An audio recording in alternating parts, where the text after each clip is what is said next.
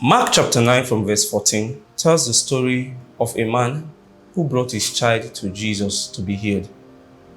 He didn't meet Jesus because Jesus was on the Mount of Transfiguration, so he met the disciples to help him out. And when Jesus was coming down from the mountain, he met commotion because the disciples couldn't cast out the demon that was tormenting the boy. So the father ran to Jesus and said, "If you can do anything, help us." But Jesus replied him and said, "If I can," said, "If you can believe, all things are possible to him who believes." So then Jesus told him, it is not about if I can, it is about if you can believe. And looking at the boy's father, you wouldn't blame him for acting like that. He must have had faith and believed that his son could be healed and brought him. But when he saw the disciples' helpless situation, his faith turned into despair. But Jesus told him, it is not about that. And I love his response to Jesus. He admitted that he was now losing his faith because he said, "Lord, I want to believe. Help my unbelief."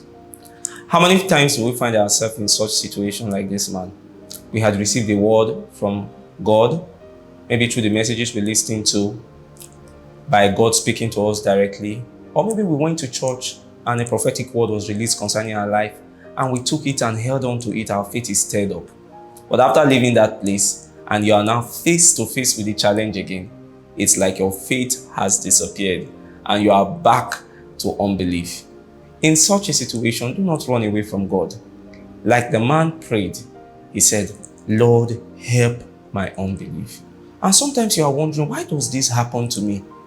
We are humans. So sometimes faith and doubt is like a pendulum bob.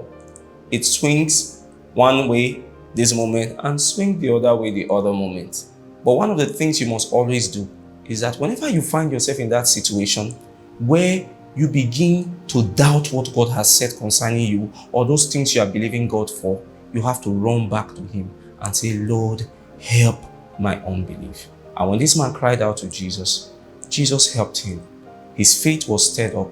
His son was healed of the demon that had been tormenting him right from when he was a young boy. So I want to tell you this evening, as you listen to this word today, that your unbelief shouldn't draw you away from God. Instead, run to God and cry out like this boy's father and say, "Lord, help my unbelief. I want to believe, Lord. Help my unbelief." So you see, we don't believe by our strength. We don't believe by our power. We need the help of God to walk in faith. And one of the things you should know is this: even the smallest of faith can move the biggest of mountains.